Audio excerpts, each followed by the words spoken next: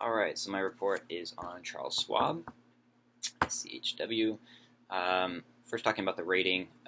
Recommendation rating is hold. The reason for this rating is actually based on several different factors. However, first I want to talk about the other two things that added to the category, which is the valuation, which is good, and the uncertainty of the future performance of the stock is very high. So basically, when it comes to the fundamentals, Charles Schwab is currently priced at $25.35. It had a last quarterly profit margin 24.60%, which is actually kind of in line from its previous quarters. And their PE currently is at 24.79. Their return on equity is 11%, and that their earnings per share is 1.03. And all of these are basically pretty typical and in line with its competitors.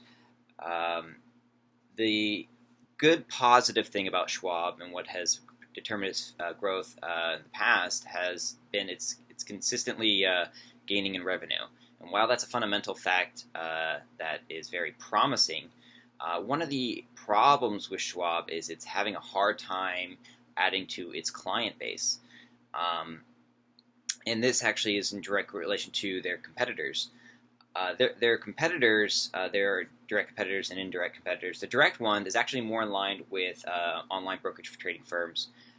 So this is referring to TD Ameritrade, T. Rowe Price, and E-Trade Financial. These are online discount brokerage firms because they focus their business primarily online, which is actually what Schwab does for the most part. Most of its profitability is in its online service. And its indirect competitor is Goldman Sachs and Morgan Stanley. Now, why those companies do have an online presence, it's not the focus of their profitability. Their focus of their profitability is broker-assisted trades, where you visit a brokerage office. And Schwab does have that as well. And that's kind of where their problem lies. Schwab has a difficulty rearranging its business model because it has a part business that it has to manage that's slowly depleting in profitability in their sector of broker-assisted trades, kind of like what Goldman Sachs and Morgan Stanley do. And I think that's just because they don't have as good of unique product offerings as large clients usually have.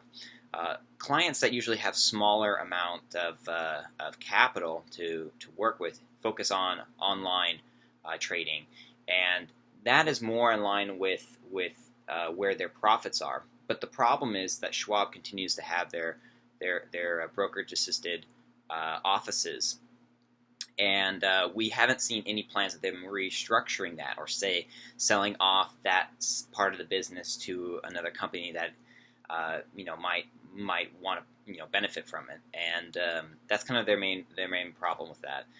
The second thing has to deal with where they're aligned with their competitors. If you look at them in comparison to Ameritrade and E-Trade Financial, they're practically neck and neck from their size of their business to their profitability to everything else. Even to the most part, to their PEs are pretty closely aligned, and the reason why is because they're not all companies really in that sense aren't using anything to attract new clients. You don't see many people that are going, say, from Ameritrade or some other company going to E-Trade or going to Schwab, and vice versa. It's just have the same people that are sticking with their current capital with them, and that's the main problem.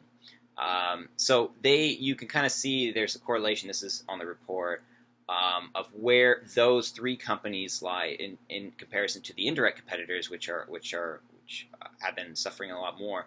The online business model is what's growing. The office business model is what's dying. And so Schwab has an opportunity, but it does require restructuring and offer unique products. Because they haven't been offering anything much different other than their one source ETFs, which are discounted fees for purchasing Schwab-based ETFs, and their new portfolio tool that's kind of like an automated system. in investing. It does auto deposits, auto allocation, and it's basically it's a computer algorithm program that does that, and it's supposed to save people money and make it ease of use, and that's kind of competing against the app business model with Acorns and Robinhood and those other apps that do, or Betterment, that do auto deposits. So that's the only thing that's kind of unique to Schwab, but it's not enough to really entice new investors. But the biggest problem right now with Schwab, this is why the uncertainty risk is high, has to deal with where their sector is at and how that sector is correlated to future economic outlook of the company. Right now, we're in a period in 2006 where we're seeing slowing GDP growth, slowing international growth, and while this is going on, the Fed fund interest rate is going up. This is creating a new level of uncertainty and volatility in the markets that is punishing, in a large part, financial holding companies as well. Now, while the recipe could be said that, well, this is promoting trades, well, people are still trading, but they're generally putting their trades in safer assets, which has less of a profitability model for financial services. In other words, to explain it, you would make more money in a put order or a commodities trade, or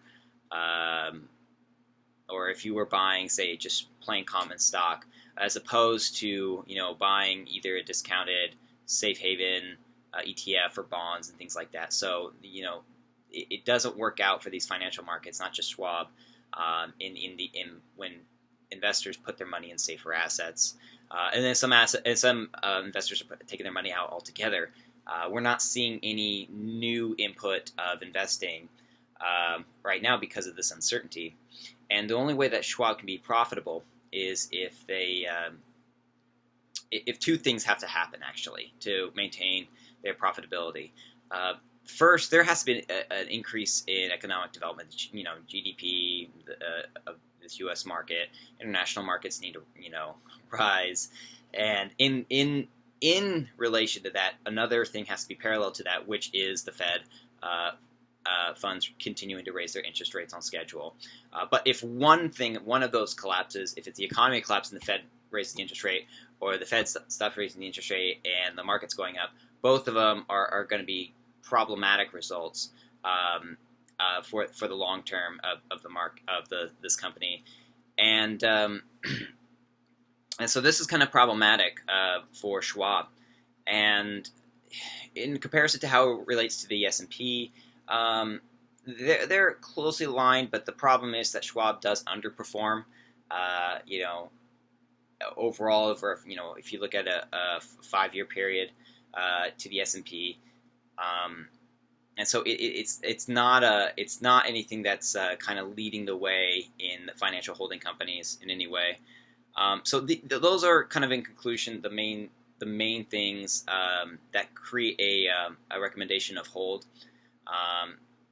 It mainly has to deal with, even though the valuation of the company is good, in all sense the numbers are solid. The economic uncertainty and the fact that Schwab is not doing any type of hasn't shown any efforts to do any type of restructuring is basically relying on its current old business model, is something that's going to be problematic for future earnings. And so that is the report.